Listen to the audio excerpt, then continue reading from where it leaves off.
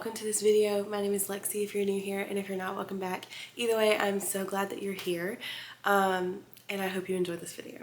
But I want you to excuse my voice. I'm recovering from being sick. If you watched my video last week, you know that my voice sounds a million times better than it did, but I do still have a little congestion. I do have my water here to help me get through this, but I really wanted to film it before I started forgetting things. I also know that you can see a little bit of the ring light in my glasses. I did turn it backwards so it wasn't as obvious, the glare, but the lighting in here is not great, and I wanted to film tonight because I was in the mood, I was feeling good, and I want to get this done for you guys. So anyways, without further ado, this video, as you can tell by the title, is going to be a labor and delivery kind of story time. And I'm also going to talk about my recovery a little bit. So that being said, if you are a little queasy or if that subject grosses you out, maybe this is not the video for you. Maybe pick a different one of my videos to watch, because I love that you are trying to support me. Maybe give this video a like and then not watch it, because I'm spilling all the tea, like all the details, everything that I can remember, and if I forget things, I'll put them in the description down below. But anyways, I have a list of things on my phone that I want to make sure that I hit and talk about in this video, because I really think that there needs to be more information about and like stories shared about like birth experiences and like actually what happens, because I'm a first-time mom. I'm very young.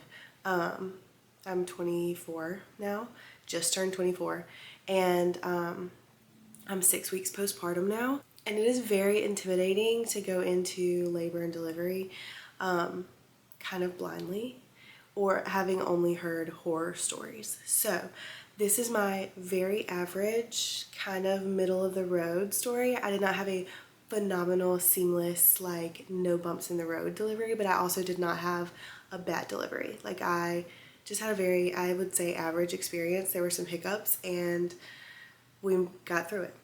Like I said, I'm currently 6 weeks postpartum, and I'm going to tell you a little bit about my recovery and stuff as well at the end of our story. So we're going to go chronologically. That's why I have my list, so I can make sure I hit all the points and I'm not jumping around. So my due date was on September 16th, and my maternity leave started on September 16th. That was a Monday. I'm a teacher, so I needed a date to give them to start my maternity leave. Technically, I could have pushed it back to whenever I gave birth, but I thought it would just be easier to just give them my due date, and if he came early, we would deal with that when it came, but that would be my last day regardless. So I made it to September 16th and went into the doctor's office because my 40-week appointment happened to be on that day. Somehow we managed that. And so we had to do an ultrasound. When you go in for your 40-week ultrasound, they do like a test and they look for certain things. Is he practicing breathing? How is his heart doing? Is there enough fluid around him? All of these different things, and you have to score, like each thing is a certain amount of points. You have to score 8 points for you to be good and pass the test, or for your baby to pass the test.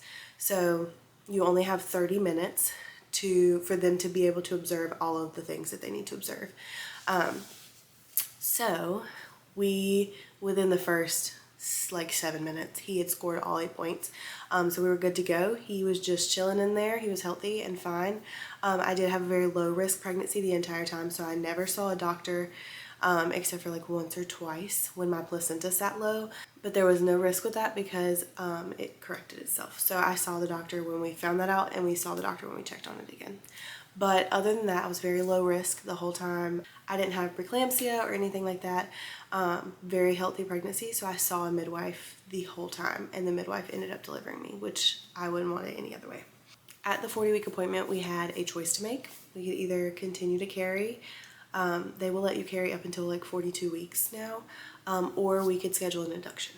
And I was to the point where they were guesstimating from my 40-week ultrasound that Zaire was going to be 8.5 pounds. And she let me know that they are able to be off by like a pound and some change either way. So that's like their buffer. And I was like, you know, hopefully he's on the bottom side of that. But my family, like my mom had really big babies, like I was a big baby and so were my brothers. So I was to the point where I'm like, is it a super big concern? No. But if he's 8.5 pounds now and I carry 2 more weeks, he could be a really big baby, and that can cause some problems with like tearing, and that can cause some problems with like him getting stuck in my like pelvis and like his shoulders and mess stuff up, and I just didn't want to run that risk. Also, I was in a lot of pain. My hips were killing me. Putting pregnancy on top of the fact that I already have bad hips put me in a lot of pain for the last like couple months, and I was tired. So I was like, no, we're gonna induce. Get this baby out of me. And so she told me it could be up to a week before they have availability at the hospital to induce. So I was expecting to go in the next week, and the lady called us in. She said, I have you scheduled for Thursday at 7 p.m. So they checked me and my cervix was 1 centimeter dilated already on my due date. And so they were like, you're gonna come in the day of your induction to our OBGYN practice and you're going to get the balloon procedure. What the balloon procedure is, I don't actually know what it's called. This is just what it's description. So the balloon procedure is where you go in and they insert this balloon into your cervix. In like if this is your cervix, they insert the balloon up above it and then they blow it up to 3 centimeters. And so then they insert saline, I think. It's like a solution, but around the bottom of the balloon to soften your cervix. And the balloon helps put pressure on it to make it open up.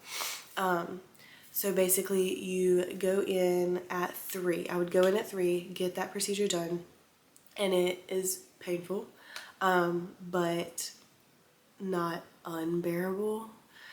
So anyways, you would go in and do that, then you would go home, eat supper, chill, relax, and then at 7 p.m. I would go in for my induction. And once my cervix had dilated to 3 centimeters, the balloon would fall out on its own. Then they would go in and break my water and do all that. So then we get to the balloon appointment at 3. So the few days leading up to that, I am like walking, I'm doing the raspberry leaf tea, I'm doing all of the things except for dates because dates freak me out. I did not eat any dates. But other than that, I was doing all of the things that I could find that were safe to induce labor or at least get me dilated, because I did not want to have to do that balloon, and I wanted to be at least 3 centimeters by the time I went in on Thursday. So we get to Thursday, I get to my appointment, they check, and we have to do the balloon. They go in and they insert the balloon and they try to blow it up and it's not working.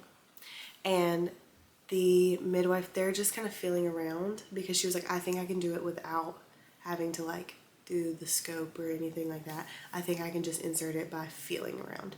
Or I don't actually know what the other option is. Maybe an ultrasound and they like do it. I don't know. But anyways, she was like, I think I can just feel around and insert it with my hands. And so it's not working. And she is like, wait, let's pull it back out and we'll restart. And then she checked me again, and because it didn't go up all the way when they tried to inflate it, it just dilated me to 3 centimeters. And they were like, because of that, you're just gonna go in tomorrow, Friday morning, at 5:30 a.m. You're not gonna go tonight. And so I was like, oh, okay. Was not fun, but it was bearable, okay? So we went in on Friday morning at 5:30. If you watch my labor and delivery vlog, you will have seen some of this. But we went at 5:30. They gave me an IV. I almost passed out 3 different times. 3 different times while they were giving me my IV, because I do not do needles. I hate needles. I don't want to see a needle. I don't want to see it go in my skin. I don't want to see the blood. I don't want to see anything. Okay? The first time, she tried to put it here in this arm. And they do that so that you can like move and like without bending the needle. So she tried to do it here. She found a really good vein. She got the needle in the vein, and then when she went to insert the cath, my vein like shrunk and she couldn't get the cath in. So she had to pull it out, and I almost passed out then. And so she said when nurses miss on the first time, typically they get like psyched out and they don't do as well the rest of the times. So she was like, let me go get somebody else and they'll try again. So the other lady comes in. She got it in right here. I have a scar still right there. She got it in there, and I almost passed out then. And then I felt the blood drip down my hand, and I almost passed out again. So they got me cleaned up. They got my IV in and started the Pitocin drip. This was all starting at 5:30, so I don't even know what time it was then. Probably around 6. Then at 7, somewhere like 7:30, 8 o'clock, somewhere in there, the midwife on call came in and broke my water. So that is an interesting thing, and it hurts really bad for them. Not the actual water breaking process, but the feeling around the cervical check to try and get to there. Very painful. But she broke my water. They basically stick a little, like, it looks like a crochet hook, like a little crochet hook up in there, and they just pierce the sac and like pull it. It grosses me out. But anyways, she broke my water and started labor. At that point, I went ahead and told them to order the epidural. From the beginning, my plan had been to get the epidural. I did not want to do natural labor. I did not care to like try it. I knew I wanted the epidural. So I had been advised to get it as soon as possible, and that it would take about an hour from the time I ordered it to actually getting it, because it takes about 45 minutes for them to do they have to put like something in your IV for like 45 minutes, and then they order it, and it takes like 15 minutes to get to you and for them to insert it and stuff. So I went ahead, and as soon as they broke my water, said, go ahead and order the epidural, start the medication. That way I can get it as soon as possible. So we started that medicine. I got the epidural about an hour later, and it was not a good experience. This is where I say I had some hiccups. From this point up until delivery, there were some hiccups. So by the time you're getting your epidural, you're already in labor, and the contractions are very painful, very much painful. But typically they say they do the epidural during a contraction. That way you are not focused on it. And they say you feel the first pinch of the numbing medicine, and then you don't feel the rest of the epidural. I, on the other hand, felt everything. I'm not sure why, but my body, any other time I've had numbing, which was probably only when I have like stuff done on my teeth. So anytime I had a cavity filled, which has only happened like once or twice, but they've had to numb me like 4 times to get the numbing to actually be strong enough for it to work. So I don't know if my body just doesn't take numbing well or what the deal is, but I felt the numbing shot, which was awful. I felt the epidural, which was very bad.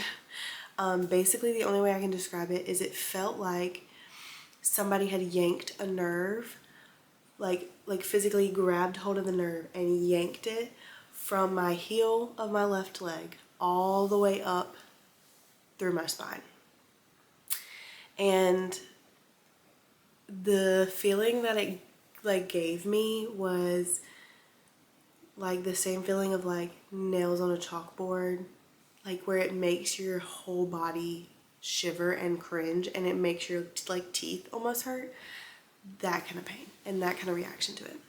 So at that point I jerk away from it, obviously, and he's like, no, you have to push into it. So I'm trying my best to at least stay in a neutral position and not pull away. I'm at this point crying and like actually crying, not just tears coming down. I'm like, because I was in so much pain. And give me a second, because anytime I think about crying, I'm gonna start tearing up. Anyways, so it was not a good experience. And then they gave me the spinal, and that hurt as well, but not as bad as the epidural. So Dre at that point is holding both my hands, sitting in front of me, like telling me how great I'm doing and stuff like that. And from that point forward, Dre really was awesome. Like, he helped me with everything I needed. He was there by my side the whole time. He didn't even eat the whole day. I'm like, dude, that was something I told him from the very beginning. You need to eat. And he's like, I'm not even hungry. Like, I'm just so focused on like helping you. So anyways, it really helped to have a very supportive and helpful partner. And he also, I'm getting distracted, but Dre loves medical stuff. Dre wants to go to med school. He has a master's in biology and is like contemplating what he wants to go to med school for. So he's watched all kinds of surgeries, and he worked in like a dental office, and he like job shadowed a surgeon. So we got to see, I don't know. Anyways, he likes medical stuff. So he was very fascinated by the whole thing, and he liked to see every single procedure that they did. So it helped that I didn't have to worry about him passing out, because if roles were reversed, I would have passed out. But anyways, so then we're starting to go into like being numb and like still being in labor. The epidural took on my left side from about my belly button down, and on the right side it only took from my hip crease down.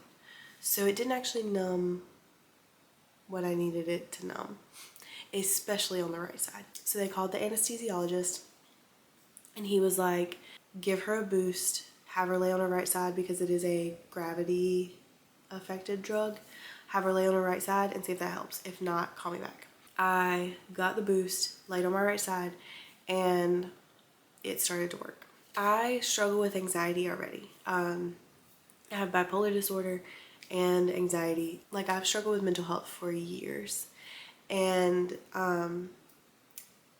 when I got the epidural, my leg, it wasn't like, oh, I just couldn't feel anything. I had feeling in my legs. It felt like when your leg is like waking up from being asleep and it's like getting feeling back and it's all tingly. That's what my legs felt like. They also felt like they were this big around and like they were tree trunks, but they were also completely dead weight. I could not move them if I wanted to.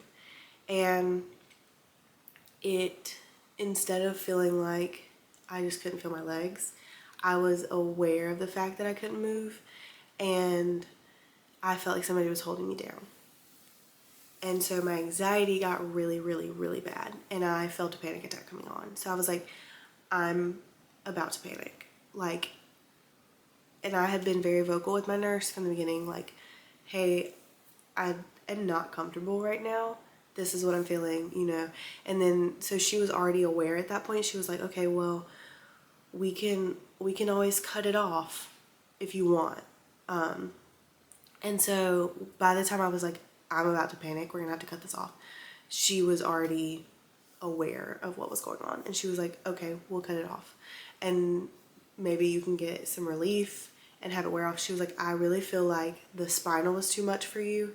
And then us doing that extra boost on top to get it to numb was just sent it over the edge. And she was like, I feel like if we turn it off, give you a break, and then turn it back on before it's time to push, that you will have a better experience with it. My nurse was phenomenal, like amazing. And I'm glad I had her like the whole time. So anyways, we cut off the epidural. I took a nap. And then I woke back up. I was starting to be in really intense like active labor pains. And so she cut the epidural back on. We decided that we would try to cut it back on. So she was like, hopefully before you get that numb again, it'll be time to push and you'll have the baby. So that's exactly what happened. I actually kind of found a sweet spot where I was numb and couldn't feel the pain, but I wasn't so numb that I couldn't feel what was going on. Like, because I had laid on my right side so much, I could tell, like, I couldn't feel my hip, but I could tell that my muscles were going to be really tired from being in the same spot for too long. So we were constantly like rotating me from side to side. From the time that I got my IV all the way through labor, if I laid on my back, I was going to pass out. Like, I started to pass out every time I laid flat on my back. So I would have to lay on my side one way or the other, which made it very frustrating because your body gets tired of laying on your side and it puts a lot of pressure on like the muscles in your hips. And so I was constantly having to like flip from side to side. And then I couldn't feel my legs, so I'm like trying to help them move me as much as I can, but I didn't have control of my lower body. I also, where this IV was placed was like right here. So anytime I did this, it was very painful and it was like about to bend the needle. So I couldn't move this wrist. So like anytime I had to grab the bed to kind of pull myself up to help them move me, I couldn't really do anything with this wrist. Not the ideal situation. Then it comes time to push. So I didn't push for long. I probably like an hour total of pushing, but at one point I needed to take a break to move from one side to the other. So from my right side to laying on my left side to push. My mom was holding one leg and my husband Dre was holding the other leg and helping me push, but I was like angled towards one side. So anyways, at one point I had to move from my right side to my left side, so we had to take a break for that. And then at one point I had to take a break to throw up, because I threw up quite a bit. That was not fun. So if you took out all of the breaks that I had to do in between pushing, I probably only pushed for about 20 minutes total. But anyways, so reminder, they had predicted that he was 8.5 pounds. When babies are born, their skulls are kind of malleable so that they can make it through the birth canal. So a lot of babies are pretty cone head when they're born, and Zaire was no exception. Dre said when you started to see the top of his head looked smaller because it was like cone shaped, but they didn't realize that. So the midwife was like, I really don't think that he's gonna be 8.5 pounds. I don't think he's gonna be that big. And then Dre said that he literally, like, once his head started coming out, it like just kept coming. And she was like, he said like then like once his shoulders were out, she like turned him, and she was like, that freaked him out a little bit. But they pulled his body out and he was so big, and he was like this, and Dre was like, he looked huge.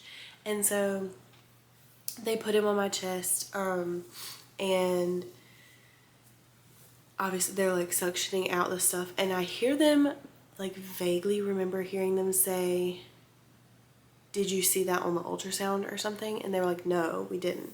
And Dre told me later that when he came out, the umbilical cord was not wrapped around his throat like tightly, but it was kind of around him and like his shoulders and stuff. So they were just confused as to why they did not see that on the ultrasound. But anyways, he was safe, he was fine, he was healthy. They suctioned out the stuff, and he ended up being 9 pounds and 3 ounces. So needless to say, I did actually tear. And for those of you who are wondering, yes, I did poop. You haven't eaten all day, so when you like poop during labor, you can feel like the nurse like wiping you, and it's just like the tiniest little bit. It's not like a bunch like I thought it was gonna be if it happened. So anyways, that happened. Also, they put in a cath for your bladder, like is it a colostomy bag? I don't know. They insert a tube so that it just pulls the pee, or like the pee just comes out. You don't have to like actively pee, and you don't feel like you have to pee. It's just kind of like a constant drip into a bag, so that you don't have to worry about your bladder. And I did end up tearing. So if you don't know, sometimes women tear at the bottom part of their vagina. She said it was like a 1-inch second-degree tear. So not a bad tear at all. She stitched it up, and she told me that the stitches would dissolve on their own as it healed, and that it wouldn't be like a rough recovery or anything. So I had him at 6:14, and they make you stay in the labor and delivery room for 2 hours postpartum. They come in and push on your stomach to make your cervix shrink, like to help your cervix know to shrink back down. And that is extremely painful, very uncomfortable. But they come in and press on it every so often, and they have to do it like 6 times before you go back to the like overnight room. They also have you do skin to skin for the first hour before the stork nurse comes in and does all like the measurements and stuff. So he was perfectly healthy. He ended up being 9 pounds and 3 ounces, like I said, and 20 inches long. So definitely a big baby. I don't have much to say about our stay other than the fact that we moved from a really big room into a tiny shoebox of a room that was not comfortable to stay in. The worst part was that every 30 seconds for the whole first night that he was alive, Zaire decided to scream. Not cry, just like, ah! Just scream. So that was very interesting. And he still does that when he cries. He doesn't really like cry. He just kind of screams. So they also come in about every 2 hours and flip on the big lights throughout the night to do like, to run like tests and stuff. So your baby has to pass their blood sugar test 3 times throughout the night. So that's their main thing that they're checking for. And you have to, within the first 8 hours maybe, you have to pee twice, and it has to be a certain volume of pee to make sure that your body is working the way it's supposed to be. I did actually, after birth, have to have another cath done to drain my bladder because I couldn't feel the fact that I had to pee. And so she was like, do you feel like you have to pee? And I was like, no. She was like, I'm gonna need to drain your bladder. And I was like, please don't. She was like, I promise you I'm really good at this and you shouldn't feel anything. And I didn't feel anything, so don't worry about that. But I did end up peeing twice and having the right amount of volume. So I passed all my tests. Then your baby has to have, like, within the first 24 hours, we had the circumcision, he had to pass audiology, the heart screener test, he had to pass the jaundice test, and like a bunch of other tests that they run as like screeners for babies. He did get the vitamin K shot. I got my flu shot. I had an RH negative shot, and then he got the Hep B, whatever their first vaccine is.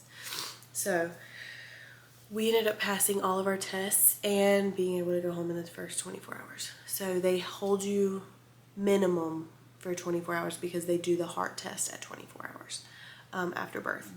Typical stay is 48 hours, but I talked to the pediatrician and my doctor, and I was like, you know, if we can go home, we would be much more comfortable in our bed tonight, and we don't want to stay another night.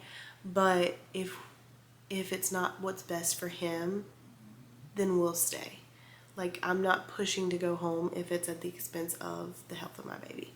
Like, I'm perfectly fine staying here if we need to. But he ended up passing all of his tests with flying colors, so we ended up being able to come home the next day. So from the beginning, I had decided that I did not want to breastfeed. I had never felt the draw to breastfeed. Honestly, the thought of it had made me uncomfortable, and I just didn't want to. So I had been planning to exclusively pump the whole time that I was pregnant. When I saw the lactation specialist, she came in and brought me one of the Spectra pumps, I think, and she was like, here, you need to pump every hour or 2 hours for 15 minutes at a time. So I pumped at first in the hospital, and she was like, you're probably not gonna get anything for the first few days. You may get a little bit of colostrum. And so I went to pump and was very uncomfortable. I did not feel good. My emotions were very heightened and my anxiety was really high at the hospital. And I thought maybe it was because there were people in the room with me, like my mom was in there and my husband was in there, and my dad was like behind the curtain so he couldn't see anything. We like drew the curtain so he couldn't see because that's uncomfortable. Anyways, so I sat there and I pumped for 15 minutes and I cut it off, and it was not a good experience. But I thought like maybe, it's the first time, it was weird, So then we came home and I went to pump for the second time and just sobbed uncontrollably. Like I could not control it. The rush of hormones and emotions was over the top and I could not do it. I could not handle it. I ended up trying to pump a couple more times, and at the end of the day, the next day, I decided I would rather Zaire be on formula and have a happy, healthy mom than for him to have breast milk and have a mom who is stressed out and overwhelmed and overstimulated. That he would be healthier in the first case than he would be in the second case. Not that I owe anybody an explanation, but I just want to make that clear that that is an option for you if that's how you feel. So we decided to formula feed. We decided that we could afford it, and we're very lucky to be able to afford it because formula is very expensive. And our families have helped out with formula too, so we've been very lucky and very grateful for that. But we formula feed, and Zaire's perfectly healthy. He's gaining weight the way he's supposed to. He has all of his vitamins and stuff that he needs. He's doing great. So do not feel bad if you need to stop pumping or stop breastfeeding for your mental sanity and mental health, because babies are formula fed for many reasons and are very healthy, and you can't tell who was breastfed and who was formula fed. Fed is best. So as far as my recovery, I was up and walking the day that I gave birth. I was able to get myself into the wheelchair independently after the first 2 hours. My epidural had completely worn off and I was able to get up and stand and sit into the wheelchair, and then they wheeled me over. I was able to walk out of the hospital on my own. I didn't have to be wheeled out. The worst part of recovery for me has been my tear healing.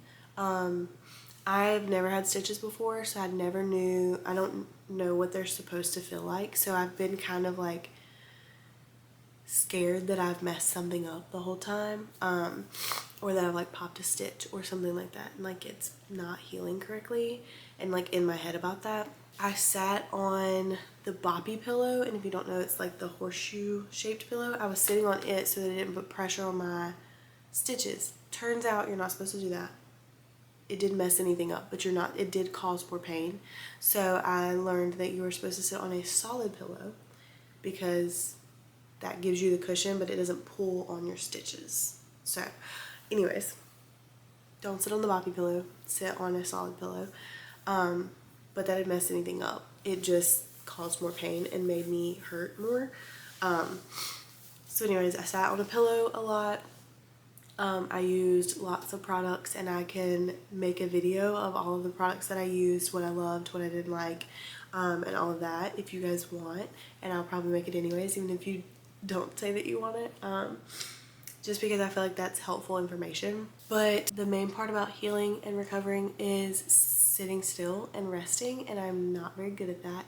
If you know me, I love to work out, I love to be productive, I love to have a routine and all that, and I was not able to get up and move around as much as I wanted to, and there were a couple days where I did overdo it and had to be in bed the next day because I didn't feel good. So that was really difficult for me, having to relax and sit still and let other people do things. So my parents came in Thursday night and stayed all the way through the next Wednesday. which was very helpful. My mom was obviously, like I said before, in the room with me. My dad had gone back to their Airbnb during delivery, and then once the baby was born, he came back. Then Dre's parents came up after work on Friday, so his mom gets off at 2, and they came up after that. And then they came to the hospital to see us once we had gotten moved to the maternity room, which was at like 8 o'clock. So they came and visited for like a few minutes and then went back, and then they stayed through Sunday and then went home, and then came the next weekend to help us out. So we had family there cooking, cleaning, helping out, visiting for the first week, which was beyond helpful. When it comes to sleeping, I will take postpartum sleep and newborn sleep over pregnancy sleep any day. People the whole time were like, oh, you're not sleeping now, just wait till the baby comes, you know, the just waits. But I would rather have 2 hours at a time of good sleep than not be able to sleep all night because I'm so uncomfortable. Zaire has slept really well since he was born. He slept in like 2-hour increments the first little bit, and then he started waking up like maybe 3 or 4 times a night, and now at 6 weeks, for the past week, we've been at like 2 times a night. So he goes to bed around 8, gets up at midnight, and then he'll get up again at 4.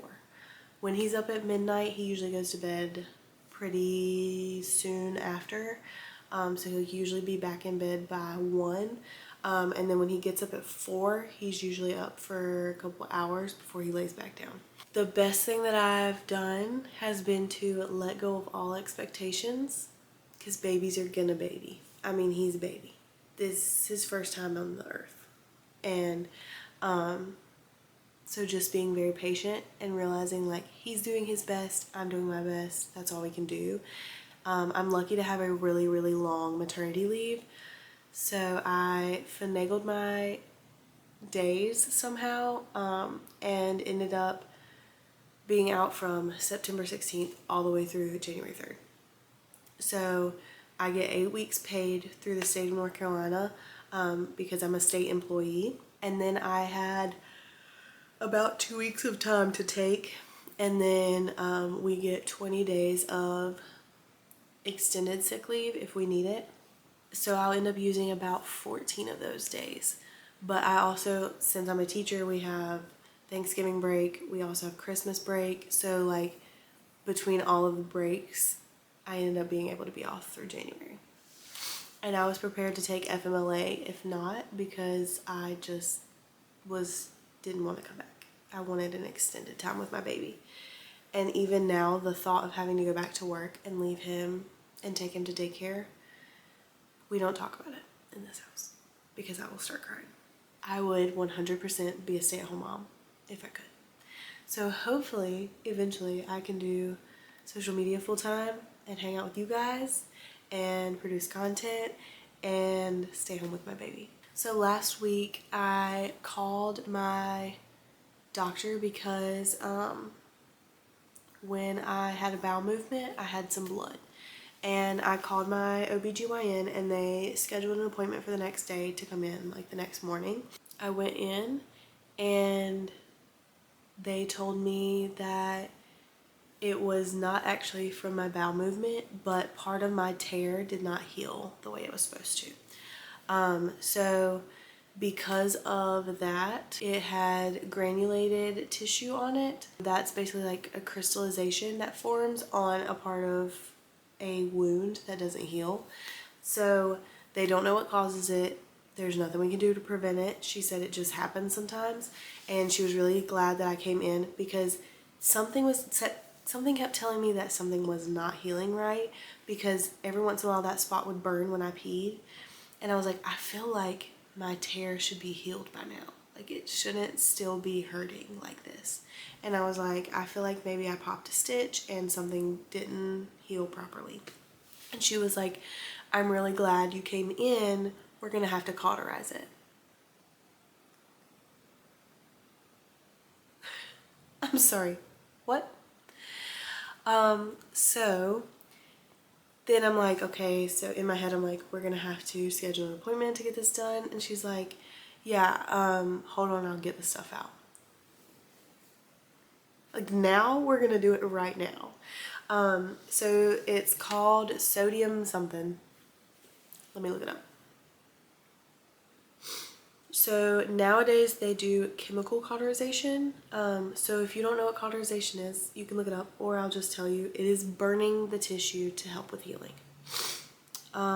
They use silver nitrate, not sodium anything. They use silver nitrate, and she basically painted on there. She literally, there's no numbing. She just said, this is gonna hurt really bad. It's gonna burn really bad. And I was like, okay, how long is it gonna burn for? And she said, maybe a minute. And she said, it will be painful for about 24 to 48 hours, and then it should be okay and start healing. So it hurt worse than labor. That was awful. It burned so bad. It burned exactly the way that you would expect it to burn if they cauterized your vagina.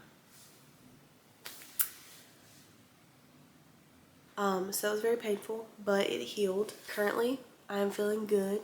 So that has been our journey from my due date all the way up until now. Please feel free, obviously I'm an open book, please feel free to ask any questions in the comments that you have. Just make them genuine questions, please. Postpartum can be a very sensitive topic, and anytime you have a question for anyone who's going through postpartum, please be very considerate of that, because it's hard mentally. The rush of hormones that comes through during recovery is a lot. There are a lot of nights where I just stared at him and just sobbed. Not because of anything in particular, just because I loved him so much, or just because literally anything could happen, and that's terrifying. But honestly, my postpartum depression and anxiety haven't been as bad as I thought they were going to be, especially with me being predisposed to mental health and mental illness, to poor mental health and mental illness.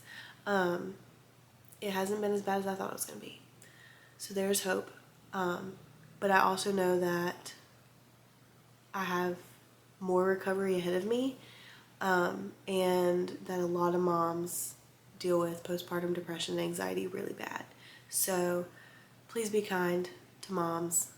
They deserve your kindness, whether you think they're doing a great job or not. They deserve grace, because it's the hardest thing that we've ever done, and we're just trying our best. So with that being said, this is just my journey and my experience. I know a lot of people have it a lot easier, and a lot of people have it a lot worse.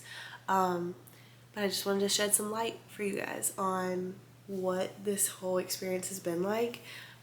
So feel free to ask me any questions that you have. I'm more than happy to answer.